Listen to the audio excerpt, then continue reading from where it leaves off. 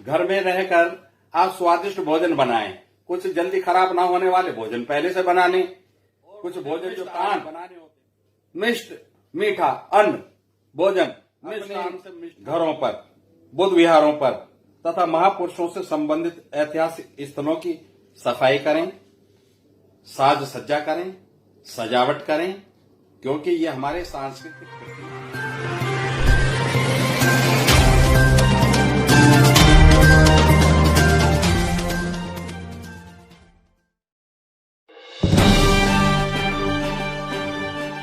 सम्मानित और प्रिय श्रोताओं, जो हमसे बड़े हैं वो हमारे सम्मानित हैं, जो छोटे हैं वो प्रिय हैं।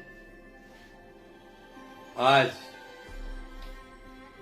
कोरोना के इस भयभीत करने वाले वातावरण में अशोक जयंती और अंबेडकर जयंती के बाद अब बुद्ध जयंती आई है। इसे कैसे मनाना है, क्या सावधानियां बरतनी है, किन चीजों का ध्यान रखना है, इन सब चीजों के बारे में बताएंगे। कई हमारे मित्र प्रश्न कर सकते हैं, ये धार्मिक विषय पर एक उपासक इन बातों को कैसे कह सकता है। बौद्ध धर्म में ऐसी कोई मर्यादा नहीं है, कोई बंदिश नहीं है। आज हम आपके आने से पहले इस देश के बहुत गतिशील भिक्खु, प्रज्ञावान भिक्खु, कभी भी चैन से ना बैठने वाले और हर समय धर्म के प्रचार में लगे रहने वाले भिक्खुओं से हमने चर्चाएं की।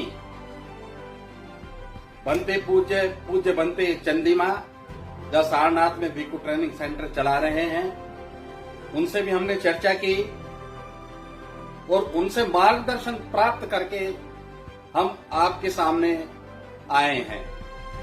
उनकी अनुमति प्राप्त करके आपके सामने आए हैं और ये बताने आए हैं कि आज के दिन का महत्व बताएंगे। फिर उसके बाद इस लॉकडाउन के समय में बुद्ध पूर्णिमा का आयोजन किस प्रकार से किया जाना चाहिए उस पर विशेष प्रकाश डालेंगे। देखिए, बुद्ध पूर्णिमा को अक्सर कहा जाता है त्रिविध पावनी पूर्णिमा। त्रिविध पावनी, त्रिविध क्या होता है? त्रिविध का मतलब है तिहरी, तीन परत वाली। जैसे ये रुमाल की एक परत हो गई और ये रुमाल की तीसरी परत हो गई, तो ये त्रिविध रुमाल हो गया, तीन फोल्ड वाला। तो ऐसे ही ये जो बुद्ध पूर्णिमा है, इसके भी तीन चरण हैं। कैसे हैं तीन चरण? तीन प्रकार से पवित्र क्यों है? आज के दिन सिद्धार्थ के रूप में बुद्ध का जन्म हुआ। आज के दिन उनको ज्ञान लाभ हुआ। आज के दिन उनको महापरिनिर्वाण प्राप्त हुआ। ये तीन महत्वपूर्ण घटनाएं उनके जीवन की, उनके जन्म से लेकर उनके महापरिनिर्वाण तक की जो जीवन यात्रा है, वो इन तीन जयंतियों में समाई हुई है। आइए अब एक एक दिन पर हम महत्व डालते हैं। बड़ा विलक्षण जन्म सिद्धार्थ का। जब उनकी माताजी को गर्भधारण हुआ तो शुद्धोधन की आयु 49 वर्ष की थी। बहुत दिनों तक उपचार किया, बड़े जतन किए कि कोई राजकुमार पैदा हो। अंततः 49 वर्ष की उम्र में शुद्धोधन के घर में बालक सिद्धार्थ का जन्म हुआ। जन्म से पहले जैसे कि परिपाटी थी उस समय, और आज भी उस परिपाटी के कुछ लक्षण समाज में आज भी विद्यमान हैं कि जब विवाह के पश्चात पुत्री को गर्भधारण होता है तो पहली प्रसूति, पहली डिलीवरी मां के घर जाकर कराते हैं। क्योंकि उस समय बहुत ज्यादा सावधानी की जरूरत होती है, देखभाल की जरूरत होती है। और ऐसा माना जाता है कि मां से अधिक चिंता, मां से अधिक सेवा ऐसी घड़ी में कोई दूसरा कर नहीं सकता। मां सबसे बड़ी नर्स के रूप में बेटी की सेवा करती है, इसलिए उस पुत्री को अपने मायके वाले बुला लेते हैं अपने यहां। जब माता महामाया का गर्भ परिपक्व हुआ तो उन्होंने महाराज शुद्धोधन से कहा कि अब मैं अपने घर जाना चाहती हूं। महाराजा शुद्धोधन ने तुरंत उनका प्रस्ताव स्वीकार किया। उनके लिए पालकी सजाई गई, मात्य सैनिक तैयार किए गए, अंगरक्षक तैयार किए गए, और उनकी जो बहन थी प्रजापति गौतमी, उनको भी तैयार किया गया कि आप जाइए और ये जो रोहिणी नदी के पार में देवदहा दहा कहते हैं सरोवर को, और देव कहते हैं विद्वान पुरुष, चरित्रवान पुरुष। तो वो चरित्रवानों की नगरी थी, इसलिए वो देवदहा कहलाती थी। उन्होंने कहा जाओ इसके माता पिता से इसकी भेंट करा लाओ, और वहीं पुरसूती जब होगी तो ये आ जाएंगे। जब वो जा रहे थे, अभी रोहिणी नदी तक भी ना पहुंचे थे, तो मार्ग में एक उद्यान था, उसका नाम है लुम्बिनी। देखिए कैसी विचित्र संयोग सिद्धार्थ के जीवन का। ये जो लुम्बिनी वन था ना, ये बफर स्टेट थी। बफर स्टेट का मतलब ये हुआ कि उस पर ना तो देवदहा का अधिकार था और ना कपिल वस्तु का अधिकार था। वो किसी भी अधिकार से किसी के भी अधीन नहीं थी, स्वतंत्र टेरिटरी थी। जब महामाया की पालकी वहां से गुजरी और लुम्बिनी वन की छटा देखी तो देखती ही रह गई। पक्षियों की सुरीली चहचहाट ने उनका मन मोह लिया, हवा के ठंडे ठंडे झोंके उनको ठग लिया, और जो वहां का लैंडस्केपिंग थी, जो दृश्य था, जो नजारा था, वो फूलों से लदे हुए वृक्षों और वल्लरियां उनको अपनी ओर आकर्षित कर रही थी। महामाया ने कहा, अपनी दासियों से कहा, अपनी बहन से कहा कि मैं इस उद्यान में जाऊंगी। उन्होंने कहा ओके राइट, चलो हम भी चलते हैं। सब गए। एक वृक्ष के नीचे, शाल वृक्ष के नीचे उन्हें लगा कि अब मेरा गर्भ का उत्थान होने वाला है। कोई पीड़ा नहीं हुई। एक हवा का झोंका आया, पेड़ की टहनी नीचे को आई, उन्होंने वही टहनी पकड़ ली। उसको पकड़े पकड़े ही, खड़े खड़े ही उन्होंने एक बालक को जन्म दिया। बालक जिसको बाद में सिद्धार्थ कहा गया। सिद्धार्थ इसलिए कहा गया कि उनकी सारी मनोकामनाएं पूरी हो गई, सारे अर्थ सिद्ध हो गए। क्योंकि बहुत दिनों तक विवाह के पश्चात उनको संतान प्राप्त नहीं हुई थी। ये उनके जन्म की स्थिति है। और जो उनको बुद्धत्व लाभ हुआ, उन्होंने 29 वर्ष की आयु में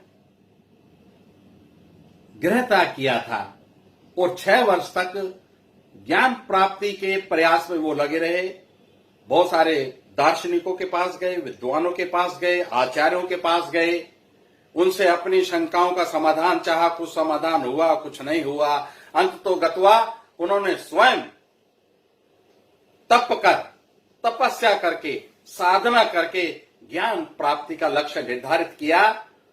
और उरुवेद, जिसको हम आजकल पावन बोध गया कहते हैं ना, बुद्ध गया नहीं, बोध गया, क्योंकि वहां जो बुद्ध को बोध मिला था, बुद्ध को लाभ हुआ था, वो सारी दुनिया में गया।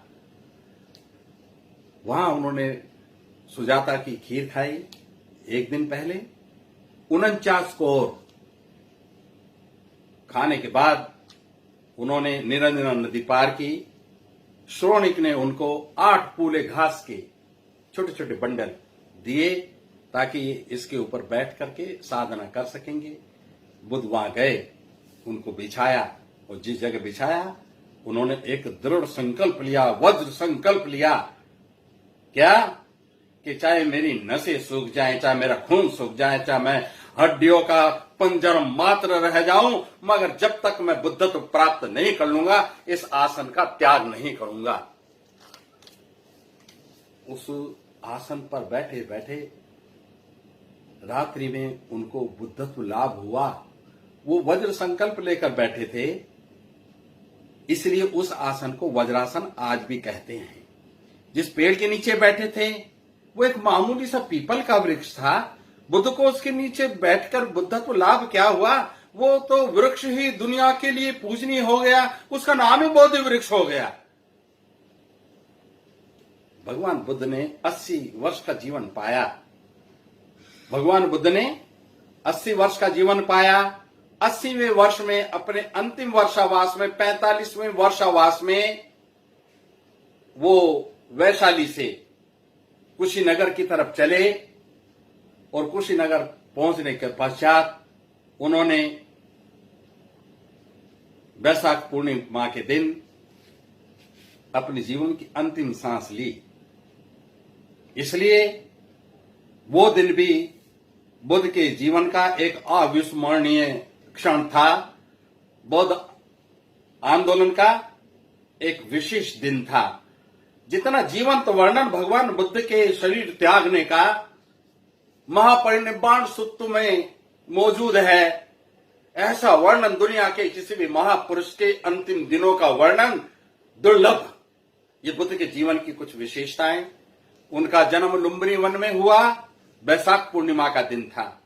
उनको उरुवेल में यानी कि बोध गया में, जिस स्थान पर आजकल महाबोधि महाविहार स्थित है, वहां उनको बुद्धत्व लाभ हुआ वैशाख पूर्णिमा के दिन। और 80 वर्ष की अवस्था में कुशीनगर में, जिसे संस्कृत में कुशीनगर कह लीजिए और पाली में कहेंगे तो कुशीनारा में, उन्होंने अपने जीवन की अंतिम सांस ली। उनका देहांत हुआ, शरीरांत हुआ। हम पाली भाषा में, बौद्धों की भाषा में कहते हैं महापरिनिर्वाण हुआ। महापरिनिर्वाण शब्द बुद्ध के अलावा हम किसी और के लिए इस्तेमाल करते नहीं। तो ये 3 पवित्र घटनाएं, तिहरी घटनाएं, 3 प्रकार के महत्व वाली घटनाएं इस वैशाख पूर्णिमा को त्रिविध पावनी बना देती, 3 प्रकार से पवित्र। अब हम देखेंगे, कुछ लोग पूछते हैं भाई ये कौन सी जयंती है। जयंती बताना मुश्किल है क्योंकि वैशाख पूर्णिमा है, इसमें कोई शक नहीं, मगर 3 अवस्थाएं हैं और वो 80 साल का अंतर है उनमें। एक है उनके जन्म की, जो 563 ईसा पूर्व की है, वो बनती है 2565वीं जयंती महापरिनिर्वाण की। और उसमें से क्योंकि वो उल्टी चल रही है ना, पूर्व ईसा से पूर्व की उल्टी गिनती चलती है, तो इसलिए 2485 हो जाती है उनके जन्म की तिथि, और ज्ञान प्राप्ति की हो जाती है 2520। तो ये तिथियां हैं उनकी। इसके बाद हम ये देखेंगे कि इस कोरोना के माहौल में हम ये बुद्ध जयंती किस प्रकार से मनाएं। अभी पिछले 14 अप्रैल के बाइट जब हमने डाली थी कि किस तरीके से मनाएं अंबेडकर जयंती कोरोना लॉकडाउन के दौरान, तो उस वक्त हमने एक बात कही थी और मुझे हमें खुशी है इस बात की कि वो बात आज सारे विद्वानों ने उस बात को आगे बढ़ाने का अपने विद्वता के बल पर उस पक्ष को आगे बढ़ाया। बात ये थी कि सरकार द्वारा कहा गया था सोशल डिस्टेंस बना के रखें। बहुत आपत्तिजनक शब्द सोशल डिस्टेंस, वो तो छूत-छात में तो सोशल डिस्टेंस रखा जाता है। हमने कहा कि नहीं, शारीरिक दूरी, फिजिकल डिस्टेंस। और हमारे सारे विद्वानों ने एक मत से इस विचार को बल प्रदान किया। आज हम आपको एक बात बता रहे हैं कि जो लॉकडाउन हुआ लगभग 1.5 महीने का, ये भी फेल साबित हुआ, विफल हुआ। कारण क्यों? कि आज ही की खबर है, आज ही की खबर है, वो कह रहे हैं, दिल्ली के मुख्यमंत्री कह रहे हैं कि अब हम कोरोना संग जिएंगे, यानी कोरोना का भी इंतजाम चलेगा और बगैर लॉकडाउन के हमारे दफ्तर भी खुलेंगे और सारी चीजें खुलेंगी। ये काम तो 1.5 महीने पहले भी हो सकता था, इस बर्बादी के आलम से पहले भी हो सकता था, मगर नहीं हुआ। कोई बात नहीं, मगर हम इस लॉकडाउन के दौरान बुद्ध जयंती किस रूप में मनाएंगे, इस पर हम कुछ चर्चा करें। हमसे पहले पूज्य बनते चंदीमा जी ने कुछ गाइडलाइंस बताई हैं और वो सारी गाइडलाइंस किसी व्यक्ति ने भी उसमें संदेह व्यक्त नहीं किया है। वो गाइडलाइंस इस प्रकार हैं कि 3 मई को सरकारी घोषणा के हिसाब से लॉकडाउन समाप्त हो गया। वो कहने की बात है, मगर अभी लॉकडाउन पूर्णतः समाप्त हुआ नहीं है। हाँ, उसकी कमर जरूर टूटी है और 7 तारीख को भी लॉकडाउन पूरे तरीके से हटेगा नहीं, कुछ न कुछ मौजूदगी रहेगी। इसलिए हम सावधानी के तौर पर अपने बुद्ध विहारों में जो एक सामूहिक आयोजन करते थे, सामाजिक आयोजन करते थे, धार्मिक आयोजन करते थे और सब लोग इकट्ठे होते थे और अपने महापुरुष की जयंती मनाते थे, हम इस 7 तारीख को जो बुद्ध पूर्णिमा पड़ रही है उसको ऐसा नहीं करेंगे। फिर कैसा करेंगे? फिर ऐसा ही करेंगे जैसा कि हमने सम्राट अशोक की जयंती पर, बाबा साहब डॉक्टर अम्बेडकर की जयंती पर, महामना ज्योतिबा फूले की जयंती पर, बीपी मंडल जी की जयंती पर जो हमने नेट के माध्यम से, मीडिया के माध्यम से जो जयंती मनाई थी, उसी तरीके से बुद्ध की भी जयंती मनाएंगे। ये हमारा निर्णय है। और उसको कैसे मनाएंगे? सबसे पहले आप ये समझ रहे हैं कि इसमें जो आप खर्च करने जा रहे थे, वो खर्च जो बचेगा आपको, उसको जरूरतमंद लोगों की मदद के लिए इस्तेमाल करें। भूखे लोगों के लिए, साधनहीन लोगों के लिए, जिनको आपकी मदद की जरूरत है, उसे आप जरूर करेंगे तो इस बुद्ध पूर्णिमा का अर्थ बहुत अधिक बढ़ जाएगा। अपने घरों पर, बुद्ध विहारों पर तथा महापुरुषों से संबंधित ऐतिहासिक स्थलों की सफाई करें, साज सज्जा करें, सजावट करें, क्योंकि ये हमारे सांस्कृतिक प्रतीक हैं। यहीं से कोई आंदोलन चलता है। हमारा आंदोलन भी जो जन कल्याण का आंदोलन है, यहीं से चल रहा है। स्वच्छ साफ सुथरे कपड़े, मगर अगर संभव हो सके तो, क्योंकि बहुत दिन हो गए कहते कहते संभव हो सके तो, संभव हो सके तो, संभव हो सके तो, अब तो संभव हो ही गया है। सफेद कपड़ों का, श्वेत वस्त्र, शुभ्र वस्त्र धारण करें। 3 शब्द आते हैं, व्हाइट, श्वेत, शुभ्र, स्वच्छ कपड़े धारण करें और अपने इस बुद्ध पूर्णिमा के कार्यक्रम में सम्मिलित होवें।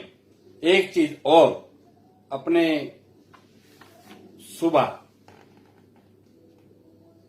4 बजे से पहले पहले जिसको कुछ खाना खा ले,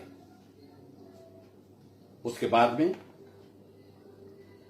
आप 12 बजे से पहले पहले खाएंगे। 12 बजे के बाद कुछ ठोस भोजन नहीं ले पाएंगे। ये उपोषित धर्म की मर्यादा है।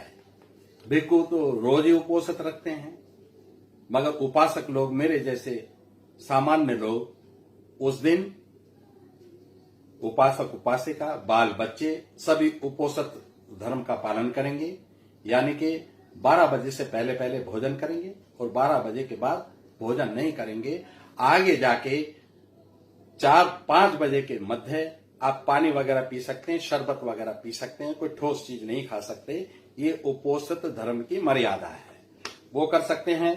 आप अपने भगवान तथागत सम्यक संबुद्ध की प्रतिमा, उनका चित्र, उनके सामने आप माला चढ़ा सकते हैं। आप एक चीज साबित हो चुकी है धूप बत्ती इस्तेमाल नहीं करनी, अगरबत्ती इस्तेमाल नहीं करनी और मोमबत्ती और दीपक इस्तेमाल करना है। मगर उसमें भी एक चीज का ध्यान रखें कि मोमबत्ती रंगीन नहीं होनी चाहिए, सफेद मोमबत्ती इस्तेमाल करें, क्योंकि वो जो रंग होता है मोमबत्ती में वो भी स्वास्थ्य के अनुकूल नहीं है। और ये जो आपके धूप बत्ती अगरबत्ती में जो घी डालना चाहिए, वो घी की जगह आजकल गाड़ियों का इंजन बेकार वाला जो तेल होता है इंजन का, वो डाला जाता है, क्योंकि वो ज्वलनशील होता है और वो स्वास्थ्य के लिए हानिकर होता है। तो इसलिए धूप बत्ती नहीं, अगरबत्ती नहीं, रंगीन मोमबत्ती नहीं, सफेद मोमबत्ती और दीपक जला करके आप अच्छे सजावट करके अपना कार्यक्रम चलाएं। पुष्पहार और पुष्प अर्पित करें। पूजा जो शब्द अर्थ है उसका यही है, किसी के सम्मान में पुष्प अर्पित करना, उसका वास्तविक अर्थ यही है।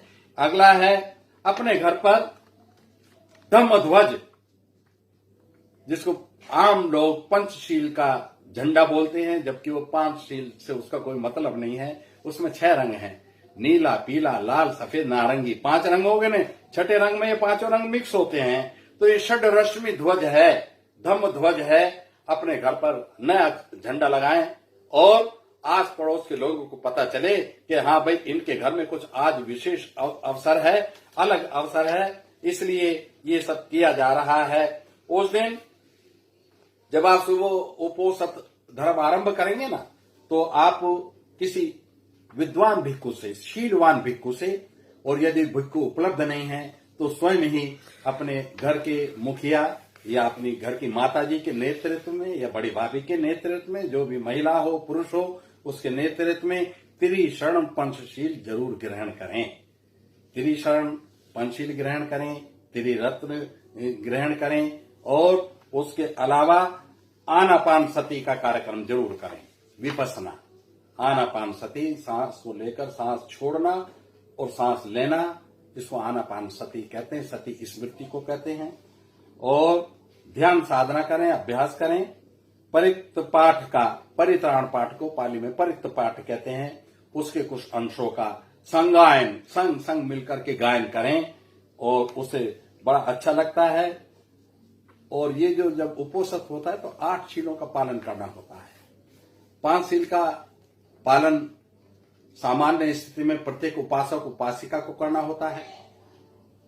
जो भिक्षुओं के 227 शील हैं उसमें वो शामिल हैं, मगर उपासक उपासिकाओं को उपोषित के दिन 8 शीलों को ग्रहण करना है, तो उनको आप ग्रहण करेंगे।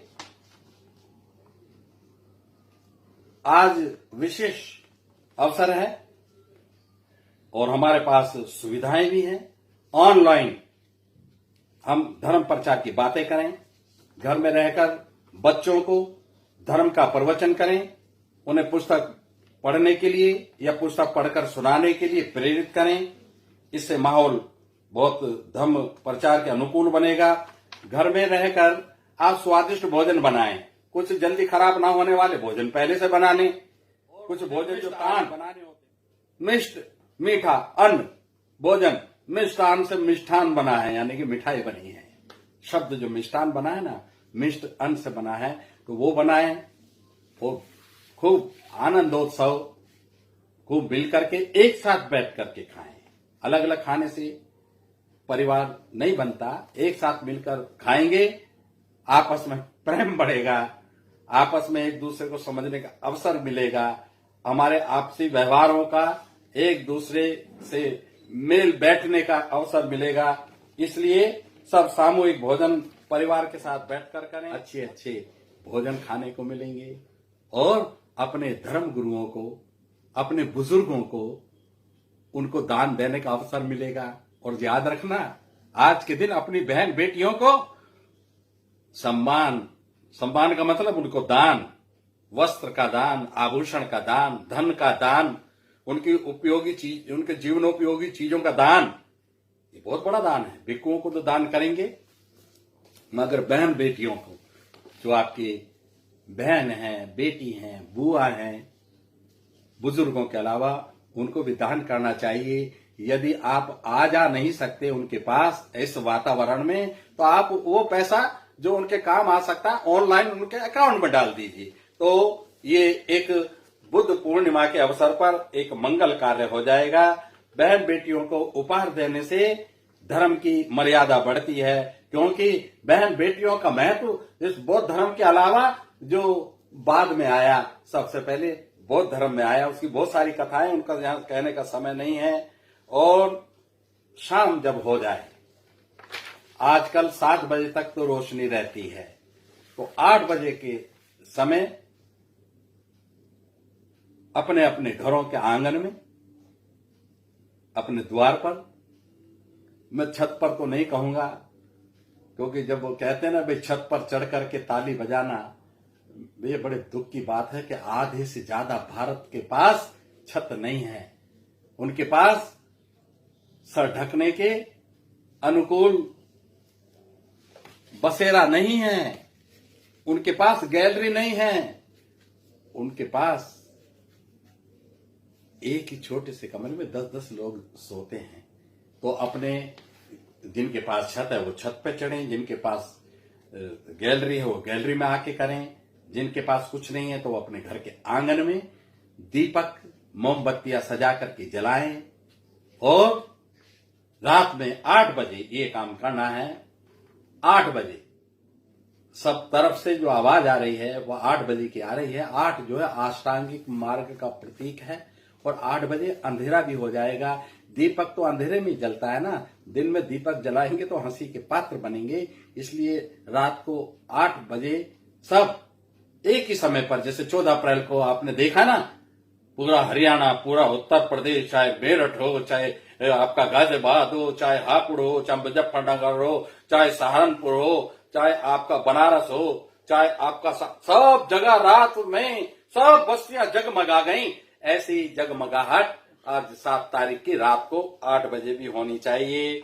आप अपने सामर्थ्य के अनुसार भिक्षुओं को जरूर दान दें। ये दान पारमिता का सबसे बड़ा व्यक्ति कोई संसार में पैदा हुआ नहीं, और बड़े व्यक्ति को ही तथागत कहते हैं, महान व्यक्ति को ही बुद्ध कहते हैं, महान व्यक्ति को ही भगवा कहते हैं, भगवान कहते हैं, इनलाइटेंड वन कहते हैं, ब्लेस्ड वन कहते हैं। तो इसलिए आप सबसे निवेदन है कि आपको एक गौरव प्राप्त है कि आप एक ऐसे महापुरुष के अनुयायी हैं जिसकी विचारधारा ने खून की एक बूंद बहाए बगैर सारी दुनिया को अपने रंगों में रंग दिया। ये बुद्ध की सबसे बड़ी विशेषता है। आज हम बुद्ध को नमन करते हुए, उनकी विशेषताओं को नमन करते हुए, अपने घरों के वातावरण को बुद्धमय बनाते हुए, बगैर इस कोरोना कर्फ्यू का उल्लंघन किए बगैर अपने घरों में रह के, अगर उस दिन कर्फ्यू खुल भी जाता है तो भी हम उस दिन अपने घर में रह के शारीरिक डिस्टेंस, शारीरिक दूरी बनाकर, मास्क लगाकर भिड़ के ना बैठें, थोड़े दूर दूर बैठें। और जो पकवान बनाए ऐसे मत बना लेना कि बहुत भारी हो और आप बीमार हो जाए ना। बीमार होने वाला भोजन नहीं खाना है, सुपाच्य भोजन खाना है। और खीर जरूर बनानी है, चाहे थोड़ी खाएं, खीर खाएं। खीर हमारे बुद्धों की पहचान है, बुद्ध को बुद्धत्व लाभ मिला था, खीर खा के मिला था, इसलिए उसका विशेष स्थान है। इन्हीं शब्दों के साथ मेरे मार्गदाता भिक्षुओं को मैं नमन करता हूं।